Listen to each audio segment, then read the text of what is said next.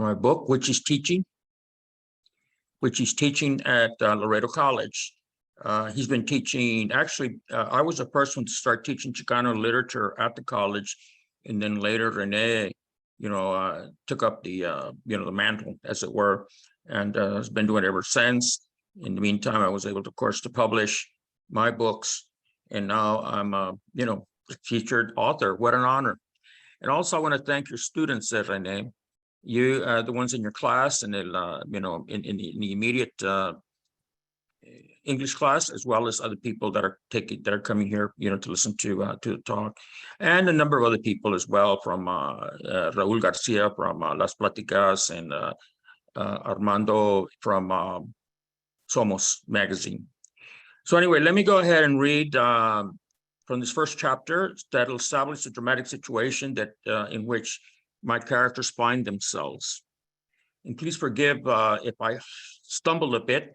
I've read this thing several times, but sometimes my eyes, the print's kind of small, and I sometimes stumble. Chapter 1, Sweet Purple. Pop stirred the pickup around the corner and parked it under a big tree with branches that hung over the street and spread a cool patch of shade over the truck. My brother Rafa rose on his knees and looked out the back window at me. I stood up in the bed and was holding on to the roof with cab with one hand when something that smelled like a flower but was wet as a bug hit my face. I let go of the cab and stepped back. When I wiped the stuff off my fingers turned purple. Some got on my mouth, sweet and purple like nothing I ever tasted except when I ate blueberry ice cream. Eyes big as lollipops. Rafa, my 5-year-old brother, looked at me, laughed, and spoke to Mom. Pop's door, and spoke to Mom. Pop's door, then Mom's cracked open, and everyone climbed out. What did you do? Asked Mom, standing on the curb in a green dress that covered her knees. Next to her stood Rafa, whose face was pretty as a girl's, just like Mom's hat, just like Mom's, but with Pop's curly hair. Pop walked around to the front of the pickup. I pointed at the limbs. Something fell out of the tree. Mom's face was brown as Mexican sweetbread. Es una mora. What? Es un árbol de mora, she said. Pop, a handsome man with mustache and brown eyes that flowed like honey and sunlight, said, Una fruta, Junior. Es un árbol de fruta. I jumped and landed on the grass. We joined Pop, who stood on the sidewalk with his hands on his hips and the biggest smile I'd ever seen on his face.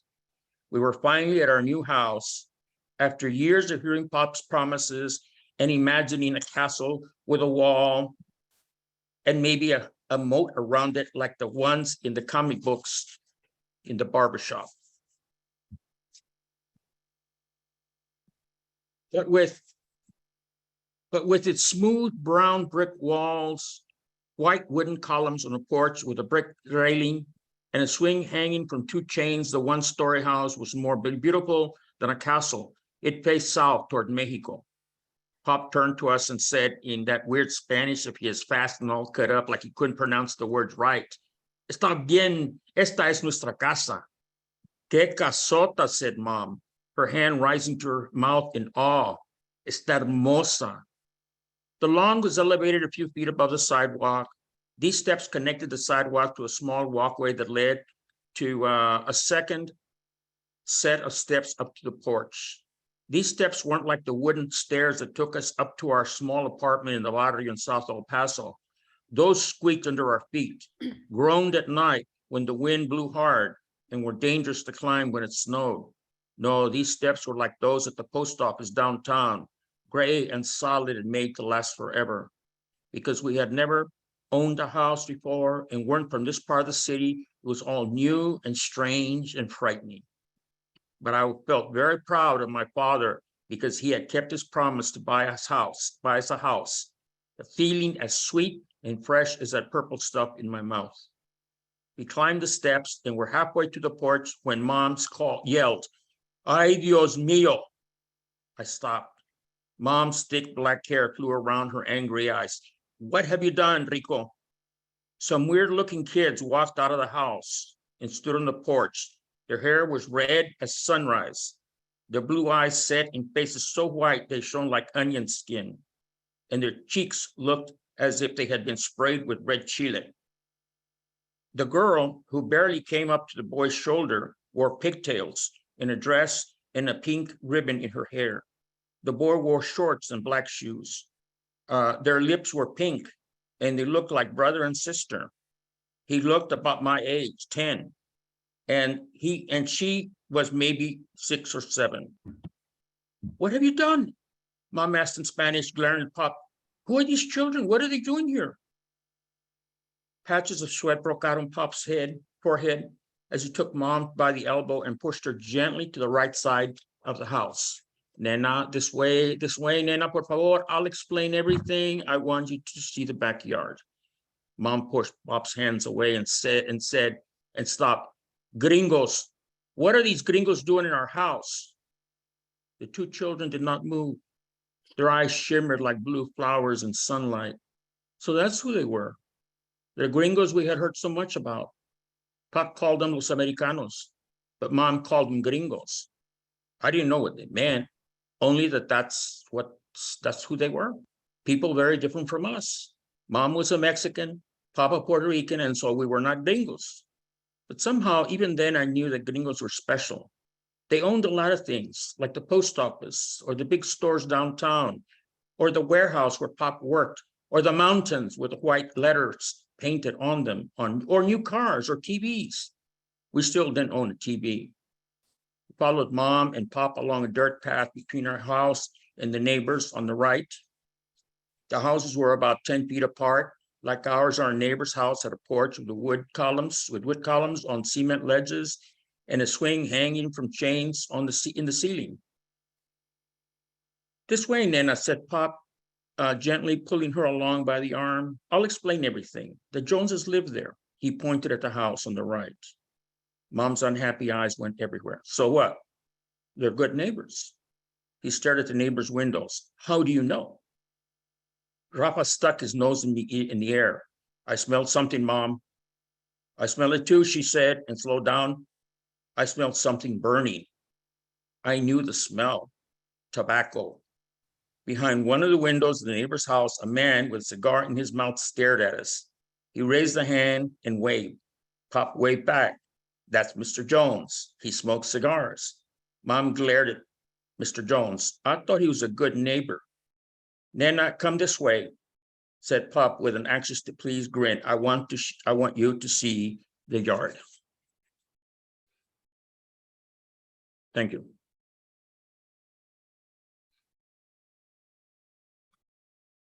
Thanks, Carlos. That was the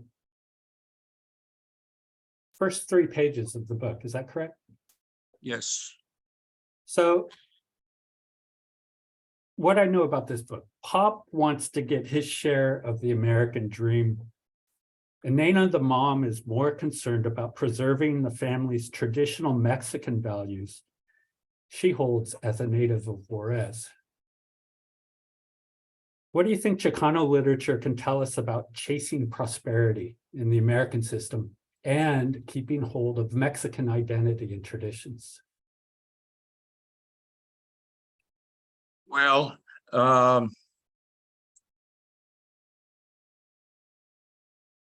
that's a very complex question, because then it addresses the whole history of Chicano literature from the very beginning. You know, I think of all the books that have been written since the beginning, and you know, there's been a quite variety. What I can tell you is this: is that I know what Chicano literature gave me, and it's that it allowed me, gave me permission to be myself. In other words, to recognize that I'm half Indian, half Spaniard, that I have roots in Mexico as well as in Puerto Rico, indigenous on both sides. It gave me a new way of looking at the world, especially the American experience. Bless Mi Última, for example, is certainly a very good example of all that. And there are others. But Chicano writers and Chicano thinkers have also been critical of the American dream. Some have claimed that it doesn't exist or it's not for everybody. I've been very fortunate. I have had the best of both things. I know the one thing, however, that I have always been drawn to is Mexico and Mexican culture, because I suppose in many ways it gives me something that I've not been able to find on this side of the border, and that is a point of view rooted in a tradition and a history of Mexico. And then, of course, what this country was. I mean, this part of the country is American Southwest before 1848. And so I think that this conflict at the heart of this book, is between the two things. And many of us are caught in that dilemma. Even here, I've lived on the border all my life, and every day I see, people dealing with this issue, haunted by Mexico while living here. I have a lot of friends that are recent immigrants from Mexico. I have friends in San Antonio that have been here like forever, don't even speak Spanish anymore. One of the reasons I live on the border and I live in Laredo is simply because, I just cannot live I can't live north of the river. I need Mexico. So that's about all I can tell you at this point. Oh, and the other thing is this, I don't want to leave this out. I'm very grateful to everything, the American dream has given me. I'm very grateful to everything that our father did for us. Because otherwise, keep in mind also that something that we find out later in the book, and he comes from a very humble, poverty-stricken family in Puerto Rico.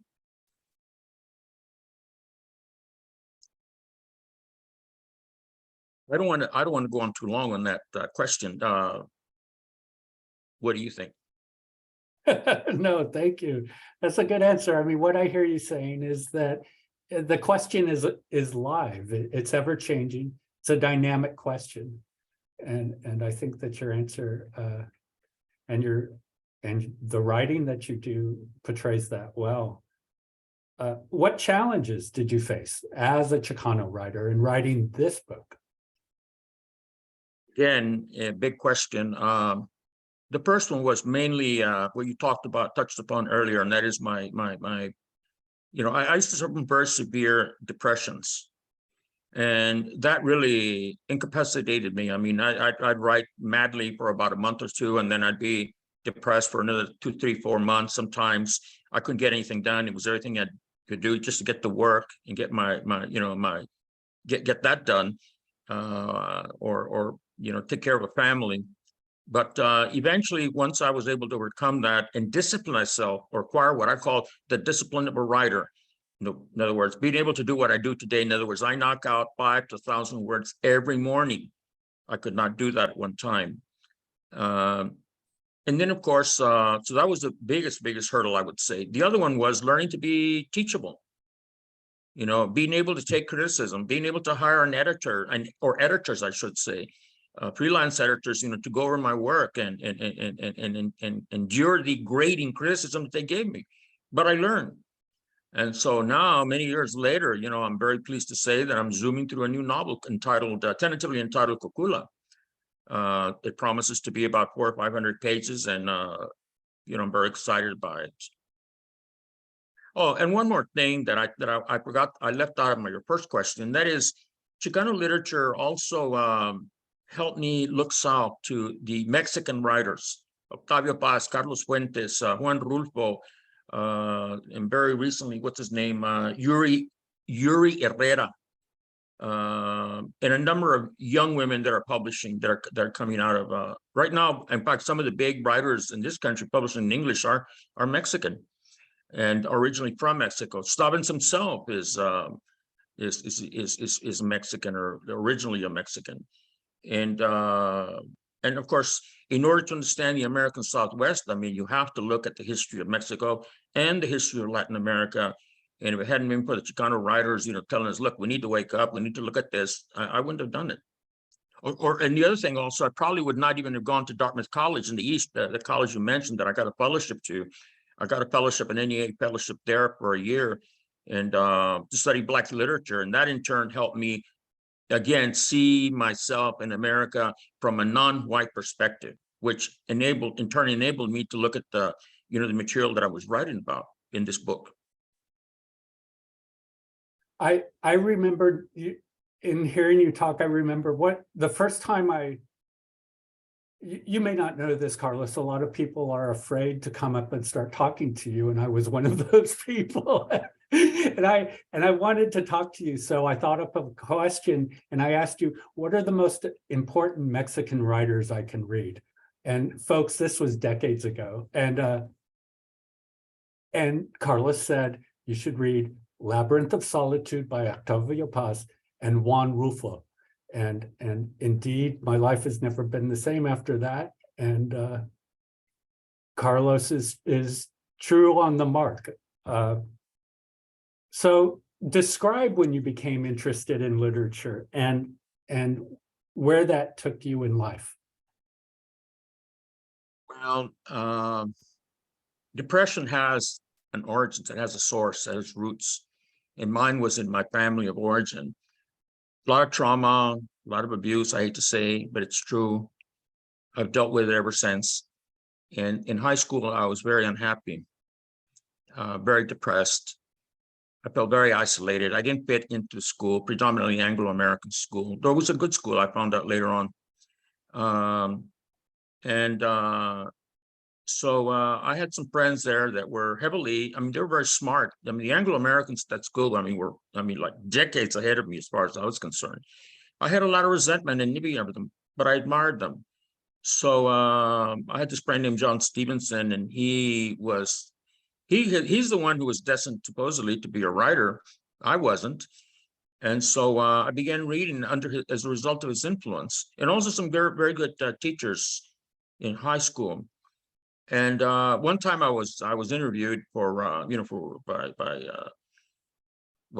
this blog here in town, here in Texas, up north, Dallas, about what books I had read as a child. And I said, well, you were talking about books that I read before I was graduated from high school. I can tell you that. And she said, yeah. So I went over a list of them. I was amazed that I had read as much as I had. Big tomes, Oliver Twist by Dickens. Tale of Two Cities, again by Dickens, Les Miserables by Victor Hugo, and then of course the critical book, Crime and Punishment by Fyodor Dostoevsky, where I read all that stuff. Now the reason I am amazed by all that is because when I was teaching, I often, and I taught basic composition for many years, as well as Chicano literature, and I was astonished at how little my students had read in high school. And this is something that puzzles me to this day. I don't understand that. I think it's a travesty that our students have not had the opportunity to develop, as much as I had the opportunity to do so. And I've been trying to understand that issue. That's the reason we got involved with the South Texas Writing Project. You try to change that, but it's a very difficult problem. It's a very difficult, challenging undertaking. It's not, you don't do it overnight. You don't do it just by going out and giving a lecture, or writing a paper. So as a result, there's more to this answer. What was his name? Jonathan Franzen wrote an essay in, Why Bother is the title of the essay. He talks about why or how he became a lifetime reader. And there are two types of lifetime readers. One, you're born into a family where everyone reads, like my children. They were born into my family. My wife and I read all the time, and so they became lifetime readers. The other one is that you find yourself isolated at home or in your world, and so you turn to books as an alternative fantasy or an alternative reality, and you begin finding answers there. And that's what happened to me. And he said that it is out of that group, the second group, that writers are born. Why? Because when they start writing, because after reading so much, after reading, for example, Dostoevsky, you, the writer, wants to talk to Dostoevsky. But how can you talk to a dead man or a dead woman? How do you do that? And the answer is by writing the book. So in many ways, our house on Hueco was a conversation with Dostoevsky, if you want to use that metaphor allegory. And then it was out of that finally, I acquired direction and meaning. And I said to myself, I remember saying, wow, I said, devoting myself an entire lifetime to the study of literature is worth it. And that was it. And I became a college English professor. Thank you. Before we go on, I want to remind everyone that you can ask questions in the chat while we're going through this phase of the book talk. Some questions have already been asked, and we're going to get to those questions after the second reading. And before we get to that second reading, let me ask you, Carlos, what piece of advice about becoming a writer would you like to give to our audience tonight? I'd like to tell the young people who are aspiring to be a writer or have thoughts about wanting to become a writer is don't. Forget it. Do something more interesting. Do something lucrative if you wish. I mean, that's the big message that many of us, used to, or at least I used to convey in my classes, this is going to help you. It's good for a job and all that. I hated having to do that, but I did it. So even becoming a plumber, if you want to make money, if you want to do all of that, again, there's nothing wrong with that. Okay. Many of my students are from the barrio. They come from the colonia south of Laredo, or from San Ignacio, which is where I live now, or from across the border in Nuevo Laredo, Tamaulipas. So there's that option. Because in order, if you're going to become a writer, I would say you have to become as crazy as I am or have been. You have to have no choice but to write, and that's me. There is no choice in the matter. In many ways, it's like a disease, which is what Albert Camus said. He's a French existentialist author from Algeria. Anyway, the second thing that I would recommend, however, is this: if you have a chance to lead what I call, or what has been called, let's say, the intellectual life, not the academic life, the intellectual life, the life of reading and study and travel, regardless of what you choose to do with your lives, do it. It's worth it. It's one of the great, it's really probably the biggest gift that God has given me, that, that I was able finally to learn how to read, and both Spanish and English, a little bit in French. And, I've been able to, to see so many things as a result of that, to understand. Right now I've been in the middle of studying book after book on the the punitive expedition into Chihuahua, led by General John Pershing. It's amazing. It's amazing, that story. And I wish I could tell you more about that. But all that came as a result of my dedication to the study of literature. Thanks. Now we'd like to hear you read some more from the book. Okay, this second part of the book is a continuation of the same little drama at the beginning of the book, setting up what is called the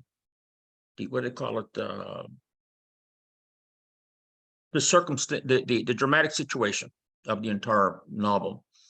And the father takes the mother. They look at the yard. It's big. They have trees. He loves it. The father loved it, et cetera, et cetera. And then he says, okay, now let me take you down.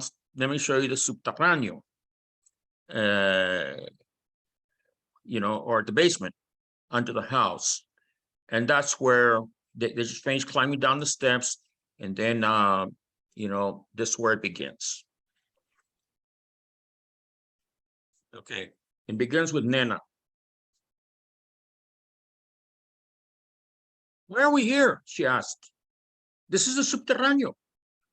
It won't be for long. She looked at the two small windows near the ceiling. Dirty and full of cobwebs, they faced the Joneses' house. The light was gray. Long for what? Until the Americanos leave. She looked at the dirt on the floor. And when will they leave? When we build the apartment. She looked at Pop. What apartment? The apartment I'm going to build on the back of the house. She stared across the room, at a hole in the wall. It opened onto the crawl space beneath the house. What if a spider or a scorpion bites the children? Pop came between her and the hole. The children will be safe. All we have to do is clean it. Then Rafa began jumping, like he was running without moving. The airplane in his hand went up and down. Pop, pop, pop. Pop turned to Rafa. What's the matter? Rafa kept jumping like a jumping bean. Pop, pop, I gotta go, pop. Pop took him by the shoulder, led him across the room to a corner, and found an empty paint can by the stairs. He brought it over to Rafa, who stopped jumping and tucked his plane in his armpit, and tucked the plane in his armpit. We looked the other way and pretending we didn't hear the noise in the can. Mom kept shaking her head as her eyes glanced all over the room. When Rafa finished, zipped up and joined us, she said, "Is this how we're going to live? Is this how the children will go to the bathroom in a can?" The argument between Mom and Pop was unclear to me. Papa said, standing his elbow, "Is this where we're going to live?" The silence was long. Everyone paid attention, even Rafa, who really was too young to understand what was happening. Mom's pretty face looked at the time she heard that her father had been killed in Mexico. She bit her lip and her eyes grew cloudy and sad. Even Pop waited to see what was going on, what he was going to say. His eyes still on the beams under the house, like he had more important things to think about than whether his plans were clear to the rest of us or to the rest of the family. "Hijo," he said, with a dead serious gaze, his neck sunburnt beneath the khaki collar, "this is our house, and this is where we're going to live." "I know, Pop," I said anxiously, "but are we going to live down here?" He got on one knee and put his arm around me and then around Rafa. "We're going to live here for a year, maybe less. We're going to build an apartment in back. When the apartment is finished, we're moving into it. Don't let your mother scare you. Everything is going to be okay." "Okay, Papa," said. "What about the Gringos?" said Mom. He glared at her. "The Americanos are renting the house from us." He turned to me. "Don't call them Gringos. They're good people, and they're going to help us. If it weren't for them, we couldn't afford to live in this house." Mom, her eyes flying about, yelled, "Why didn't you tell me from the beginning what you wanted to do?" "Coño, if I told you the truth," he replied, "you'd never have signed the contract. Sometimes it's necessary to hide the truth if you want to do great things." "Have we struggled almost 10 years since you got out of the army so we could live in a hole?" she said. "You're crazy." Pop stood up and his eyes went back to doing what they had been doing, looking at every inch of the belly of the house.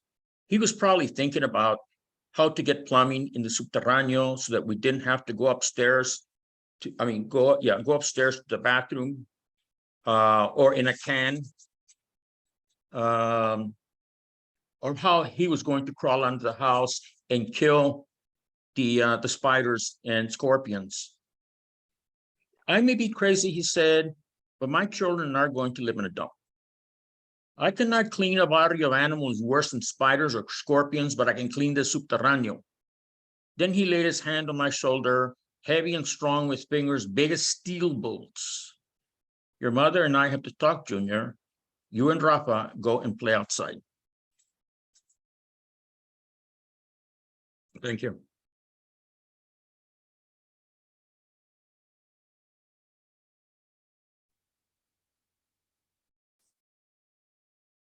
We have some really good questions that have been given to us in chat. And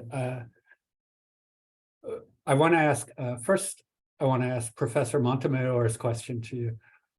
When Pop does not tell Mom about having to live in the basement with no shower or toilet, what does it symbolically say about machismo? Or is it simply acknowledging that some people are not able to understand the concept of sacrificing on behalf of the greater good for the family? Well, I would say it's both. You know, the old man is a machista. He's a traditional old Hispanic male. That's the way he grew up in Puerto Rico, you know. And And whether or not you like it, or whether or not we accept it, or whether or not we're comfortable with it, the fact of the matter is, in this situation, the family would not have made it if it weren't for him. Yeah, the mother may have worked as a maid. In fact, she had before. We find out about that later. But she barely had a second grade education. He did too. So how do you do it? I mean, what do you do? Do you wait for the government to do that for you? Well, now people say that, yes, that's what's happening. That's the problem that we have. But I'm talking about a different time, you know, and a different mindset in many ways. So on the one hand, in this case, I suppose you could say, and then there's the issue of machismo itself. Well, exactly what do you mean by that? You know, do you mean toxic masculinity? Okay, well, what does that mean? Well, whenever there's abuse, I suppose that's part of it. But what about just plain honorable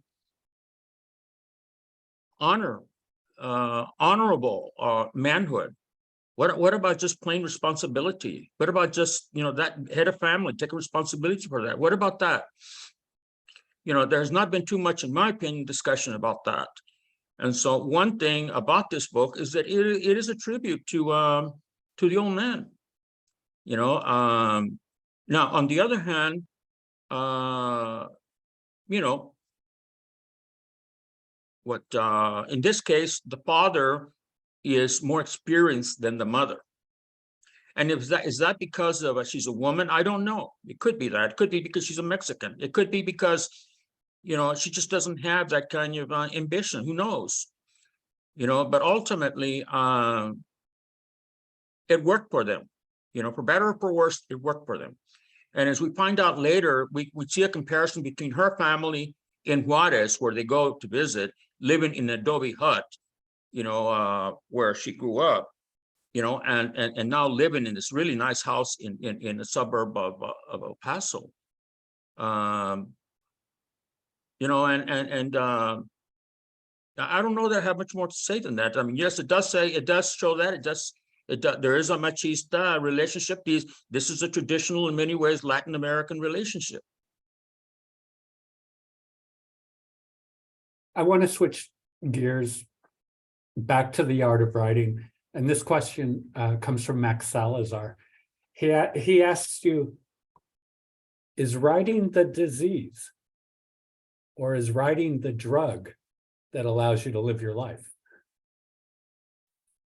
I would say it's both. Well, that's a good conundrum, Max, for crying out loud. You would have to do that to me. But anyway, you know, this business of calling writing a disease is it's just a silly metaphor, you know. You know, that probably that, you know, if and I covered this in one of my essays, that probably, you know, Hemingway, James Joyce, and William Faulkner, all of whom were raving alcoholics, drunks of the first order, you know, survived because they were able to do this. And what does, that's a good question though. What does writing provide you, especially if you do it well, successfully? It's the closest you come to it's the experience of art, meaning the joys of being able to get as close to something perfect as possible, and therefore to, in a sense, participate in the creation, you know, the larger world of the creation. I wouldn't go so far as to say to become godlike, but certainly it is a connection with the divine, and the divine is all about creation. Well, Carlos, you know what alcoholics say about alcohol. They come to a place where they can't keep drinking and they can't stop drinking.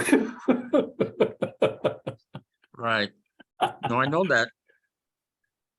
So this next question is from Karen Ortega. She's asked two questions, but I'm going to go ahead and put them in the context, in a similar context, that they are a question in the same context. In relation to the book, how does Laredo and El Paso compare and contrast And for some reason, I think that her second question is related. Why did the mother refer to them as Gringos and the father as Americanos? Because I know in Laredo, I was always a Gringo. I was never an Americano. Well, the first question is a very interesting one. Let me address that one. I really like that question, Karen.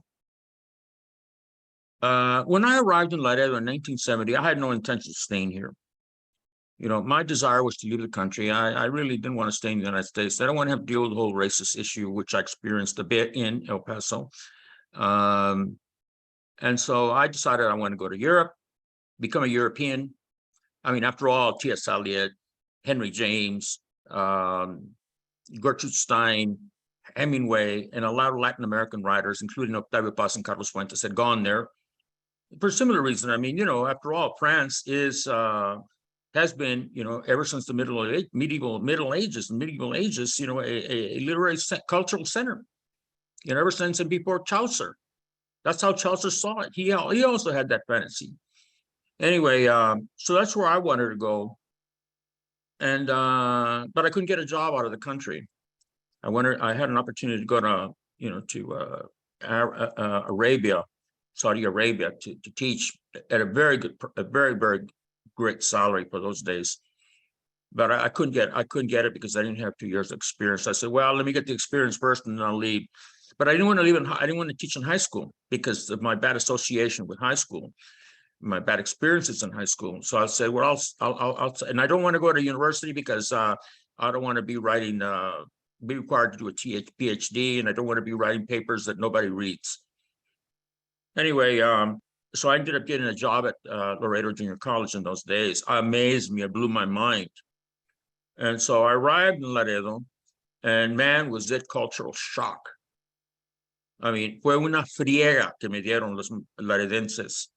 And I didn't understand it until I read Octavio Paz, El Laberinto de la Soledad.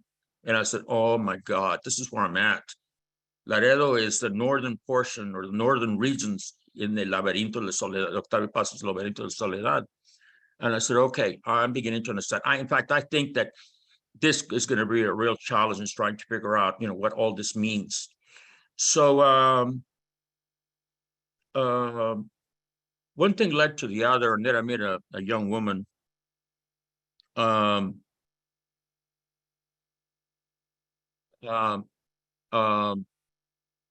met a young woman, and beautiful young 18-year-old girl. We became involved. One thing led to the other. 3 months later, we're married. Everything changed then, everything. And I realized how ignorant I was. So, and to this day, Laredo, I must say, Laredo has been my foremost teacher, you know, as a writer. Everything, I joined the Chicano movement here. I mean, in Laredo, it forced me to understand, you know, this international border and Mexico, and it gave me something to write about. And then through the Chicano movement, it showed me the importance of this work.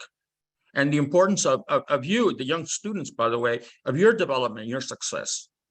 But getting back to the difference between using, no, there's a huge difference. Laredo is a friend of mine told me, intensely Mexican. El Paso is not, because it's spread out. There's a tremendous, or in those days, there was a very strong and still very much Anglo-American presence as a result of the huge military bases that are around there. Laredo is isolated, 150 miles from any major, you know, military bases in San Antonio and in Houston.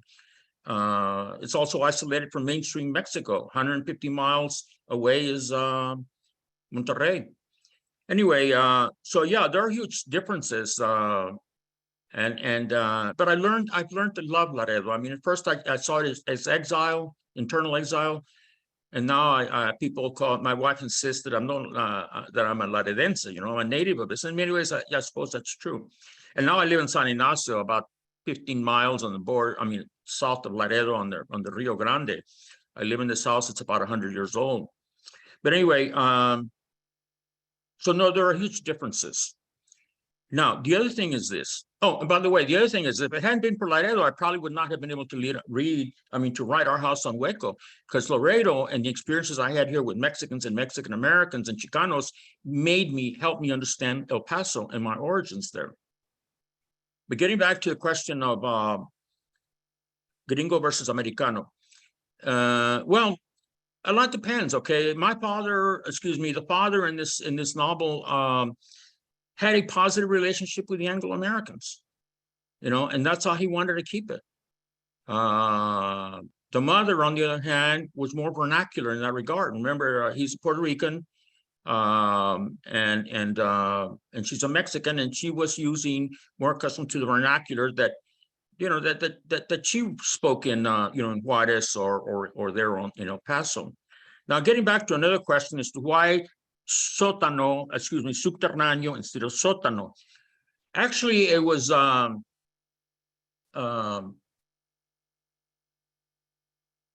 subterráneo the way I heard it first. It was subterráneo that I heard, S-U-T, because that was the vernacular then.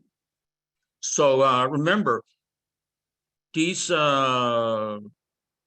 I'm just using the language. Like, for example, there's a word that comes up in the book later on. It's called what do they call them? Tirilongos.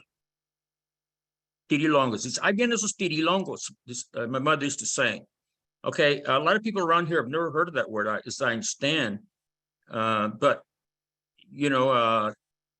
tirilongo meant chuco, pachuco, which was more common in El Paso at that time, even now. Tirilongo, I don't know where she got that, but that's what she used.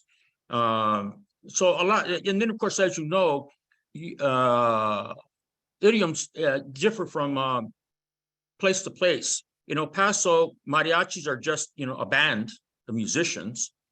And when I came here and they told me, "Are you going to eat some mariachis?" I said, "What are you talking about?" "Well, a little tacos." "Oh, okay." And there's a lot of idiomatic linguistic differences among regions that is part of, by the way, getting back to a question that Chris asked earlier. Chicano literature is very important in this regard, and trying to point out those differences, because we may all be, well, no, we're all different. All of the Hispanics in this country are different. Even among the Chicanos themselves, there are great differences, ideologically, racially, culturally, you name it. And of course, with the latest influx of immigrants, now we have the differences among Puerto Ricans and the Mexican Americans and the Salvadoreños, los Hondureños, la gente de Venezuela, et cetera, et cetera. So that's the best explanations I gave you for using the word subterráneo, which was what I'm sticking to the original language versus sótano.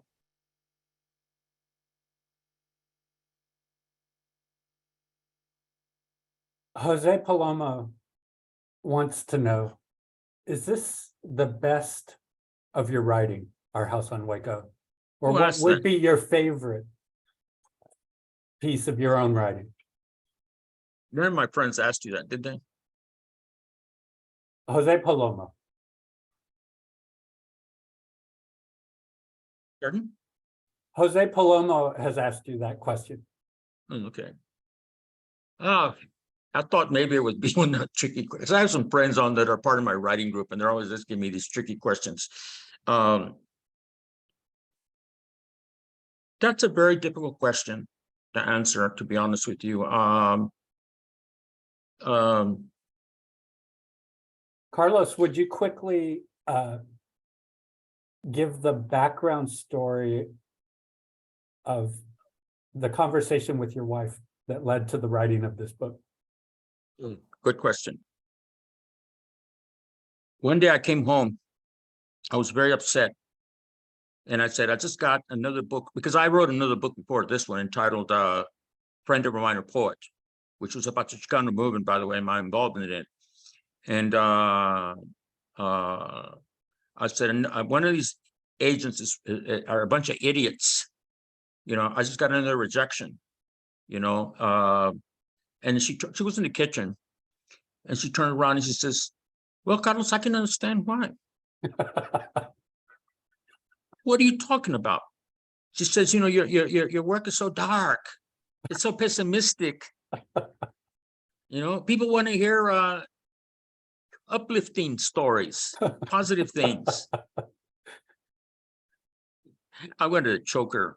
I said, you know, what does this woman know about literature? Nothing. But I didn't tell her that. In fact, she does. She's very smart, by the way, and very independent. She's an educator of literature. Anyway, so that night I was lying in bed and I was saying, Jesus Christ. They want happy and uplifting. I can do happy and uplifting. You know, I can do it. Sure, why not?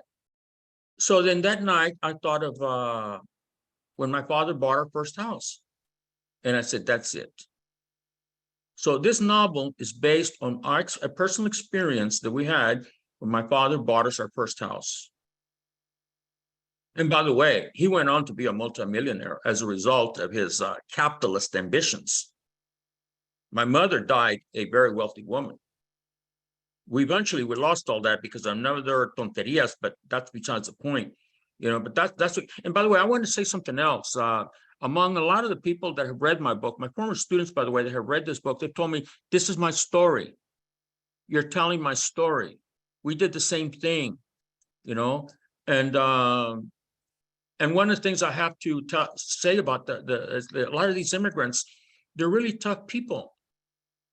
I mean, taking that long trek up here to Aslan, as the Chicanos call them, you know, to cross those deserts.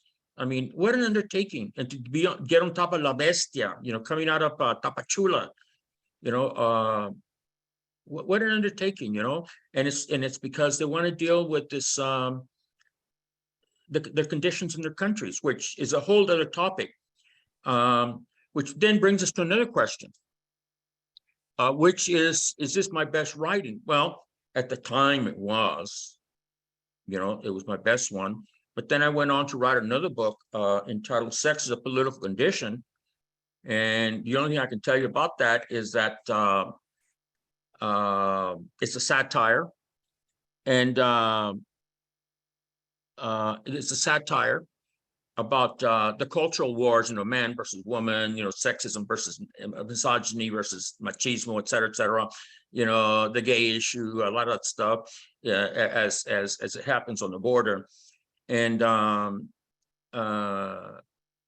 course, the attitude that I took in that thing, I said, okay, well, I need to write a national bestseller. So what I'm going to do is I'm going to use what Hollywood is best at, you know, bullshit and sex. So, you know, you know, cars flipping, you know, cowboys and Indians, car chases, you know, beautiful women, et cetera, et cetera, et cetera. So that's how I had a lot of that. I did. That's a lot of my characters are just like that, you know. And so one day while I was lying, my wife had just arrived from Arizona, and we were staying at the Paso del Norte Hotel, beautiful hotel, by the way, historic hotel in El Paso.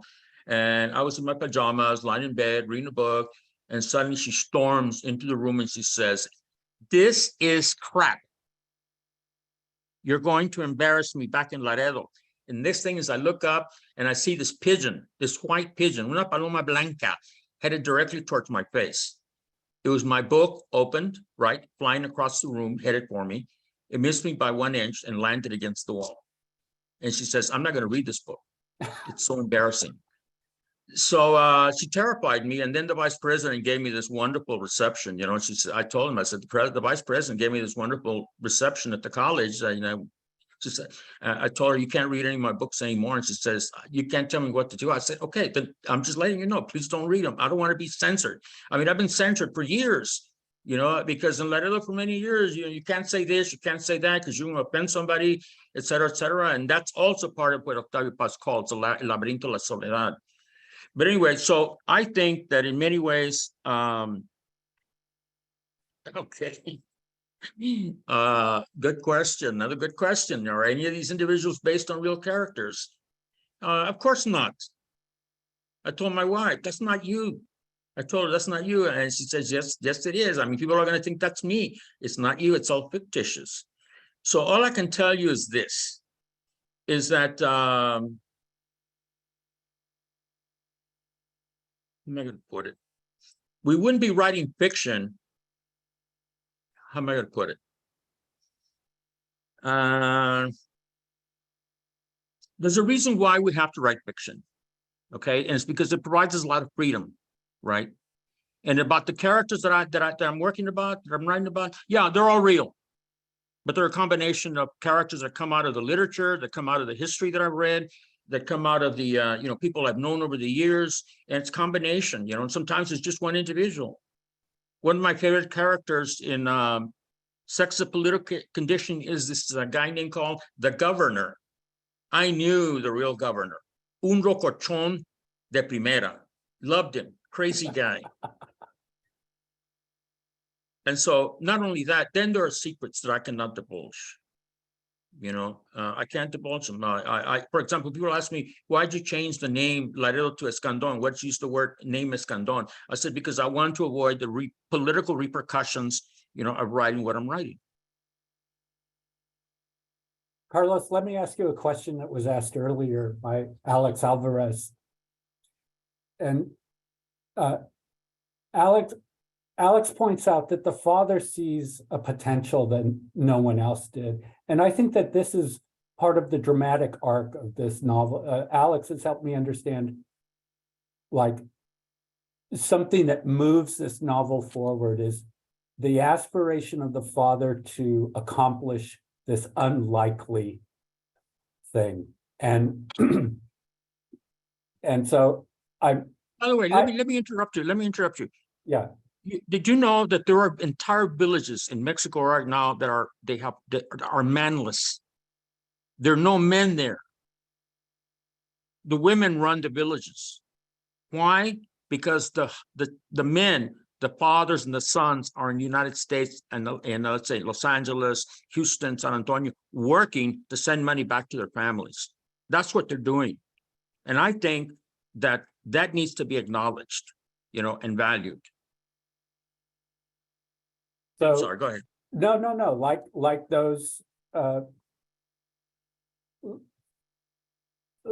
those brothers sending money back to the family.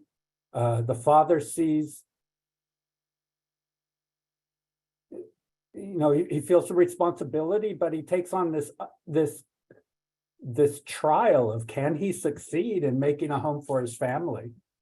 And like you said, that's the same thing that's happening with, me sending money back to south of the border, or,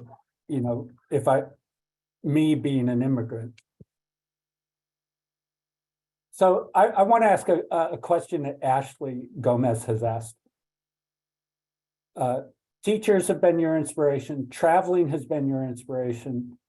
Teaching has been your inspiration. She asked, have you ever inspired anyone that was in the same situation that you were in that are now writers?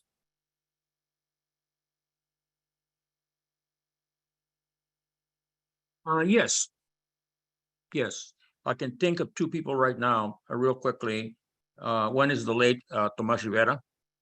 And in fact, his book, no se lo tragó la tierra, which is set in Crystal City. There's a scene in there that, in fact, I think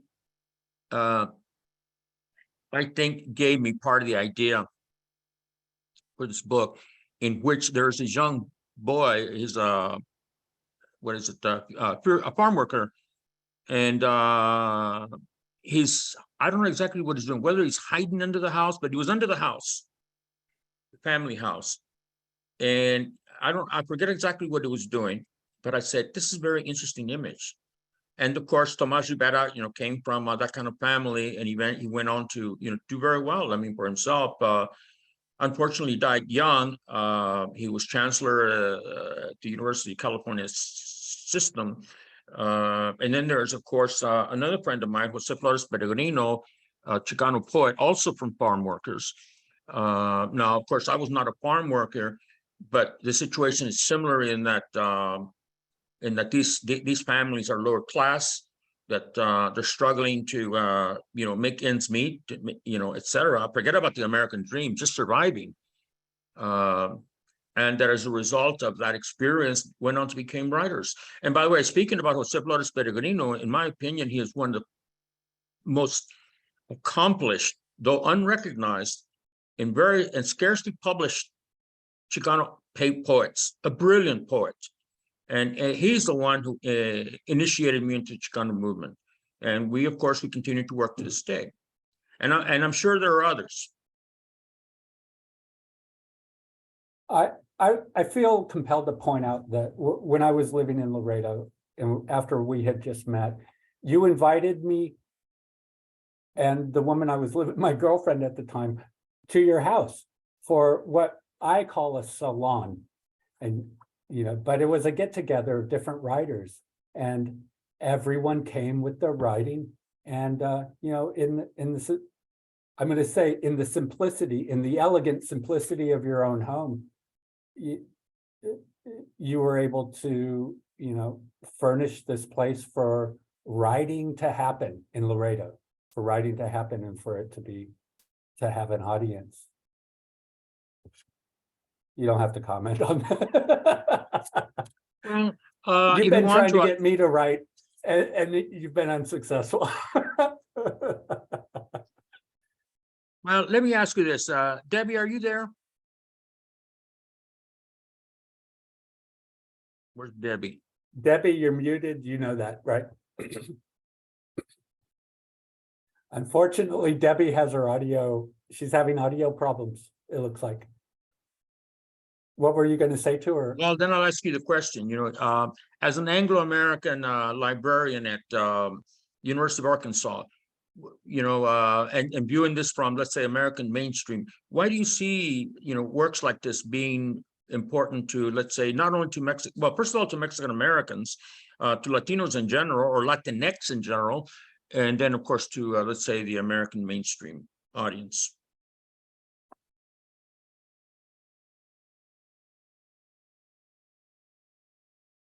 Well, at the risk of, you know,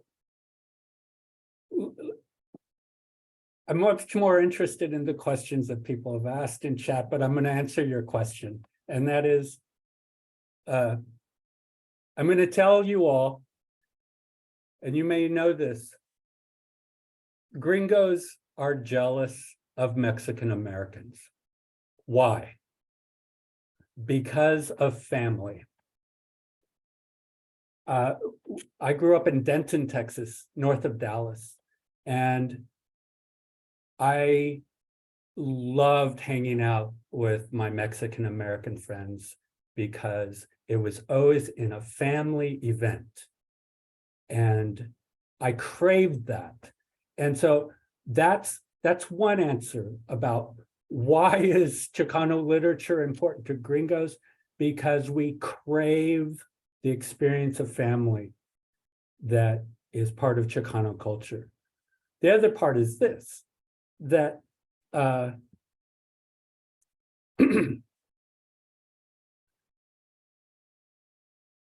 live in a world of people that I don't understand, and I have a choice to defend myself against what I don't understand or to engage what I don't understand.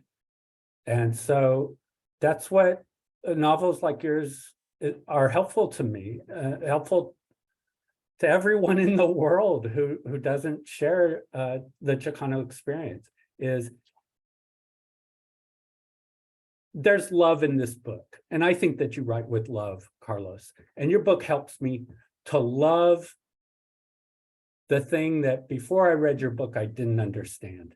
I read your book, now I have some insight, and I have a little bit more love in my life. And I don't want to get all warm and fuzzy here, but that's just the bottom line of literature, is that it brings the other, that those who are other from me close to me, and I get to know them. And, you know, through the act of writing, I get to see through their eyes and I get to understand them.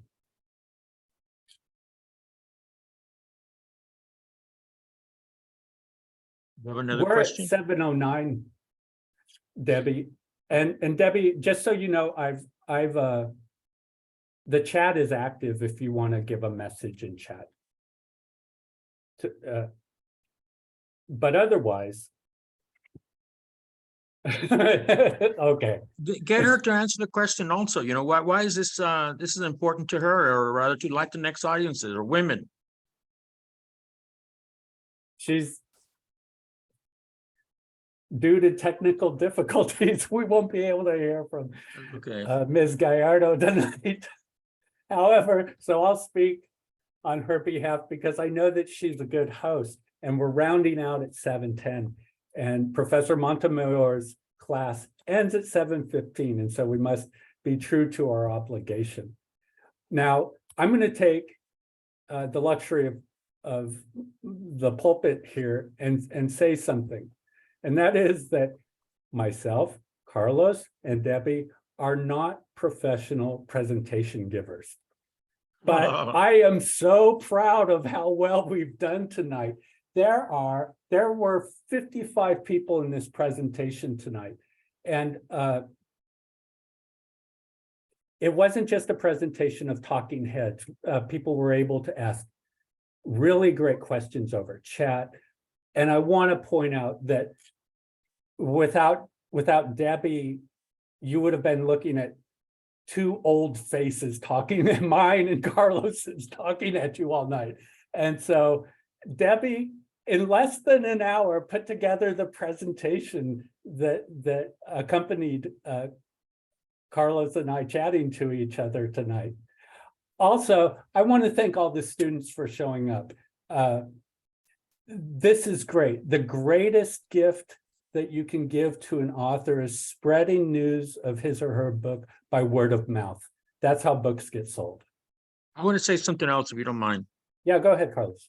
And here I'm addressing not only our students, but also our guests from La Platicas and elsewhere, you know, activists and academicians from elsewhere. You know, it's been a long struggle for all of us, one way or the other, to get where we're at. And we should be commended for it, no question about that. But the one thing that I think we've needed in the past and we still need, is we need a response to Octavio Paz's The Labyrinth of Solitude. You know, and what does that mean? Well, that means that we need to converse, to talk, especially to each other's. How? Through our literature. You know, everybody is encouraging everybody to write a novel or to write this, to be a poet and all that. But the fact of the matter is I see very few, if any, platforms, hardly anywhere. And I've tried to join some, you know, where this is going on, that the kind of conversation we're having tonight, you know, are few and far between.